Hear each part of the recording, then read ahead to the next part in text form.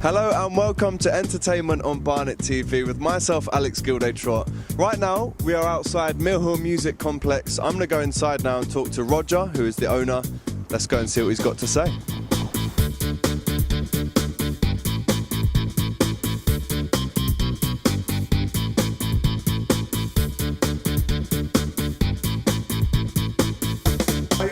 Yeah, good. How are you? Thanks so much for having us here today. Welcome to Mill Hill Music Complex. We're very excited to be here. You can tell that every wall has a story. So let's get into it first. Talk to me about the origins of the studio.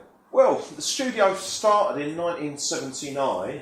I formed a little band when I was still at school, and basically the band needed somewhere to rehearse, and we started off in my bedroom at home, and my parents were going nuts. That's all the best bands start though, isn't it? And my dad ran a little crash repair business on this site, and he had a spare workshop, and so he said, you can rehearse down there.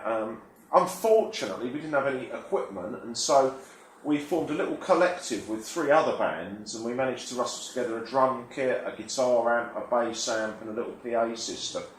And the deal was that the other bands lent us the other bits and pieces of equipment, and they could have a free rehearsal, we could use their gear, and I could sort of sell the studio time when no one else was in there to sort of earn a little bit and pay my father the money. It sort of became clear to us in about the year 2000 that although we were good at sort of providing smelly lock-up garages for old rock and rollers to come down, there was a lot of people who it wasn't good for, you know, sort of kids. There was a lot of things we couldn't do.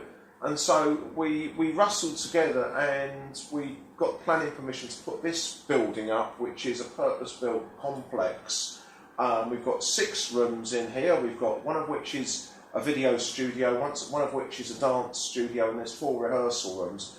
It's got fully disabled, compliant, everything like that. Children can come here.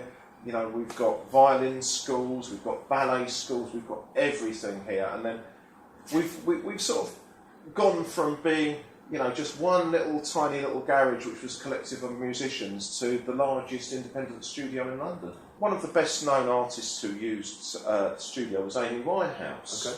And when Amy was up and coming, she would come down here 3 or 4 times a week to get a band together. And it was quite funny because she had a reputation that sort of the tabloid press built up for her, but she was absolutely, she was a real diamond when she came out. She was nothing other than lovely.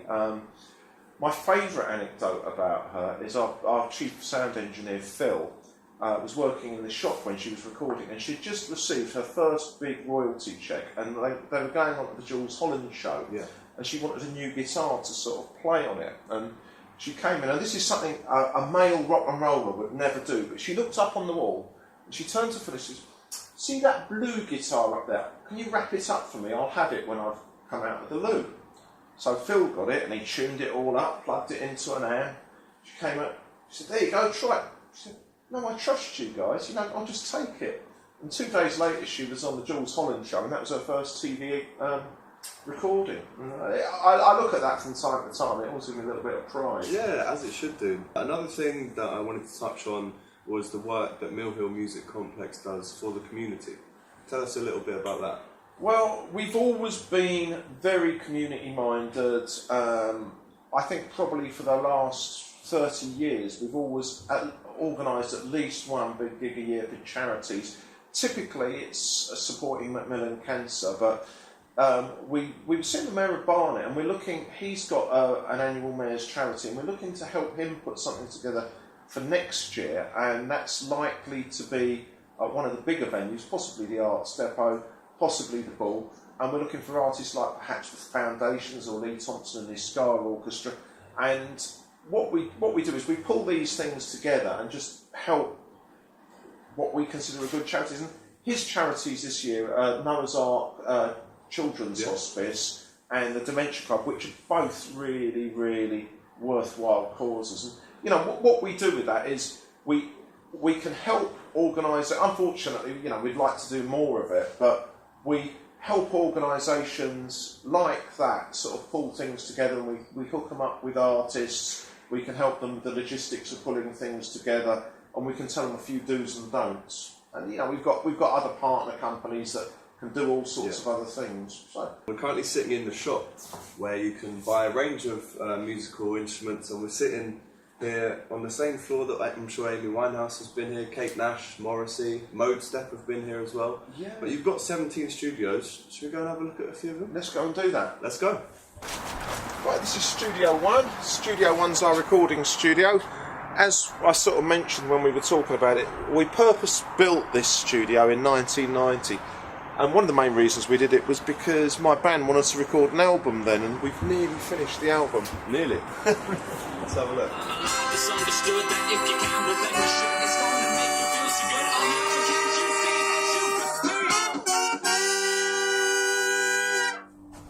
We might have just witnessed the #1 hit there. We never know. Yeah, yeah. As you can see, it's all go down here.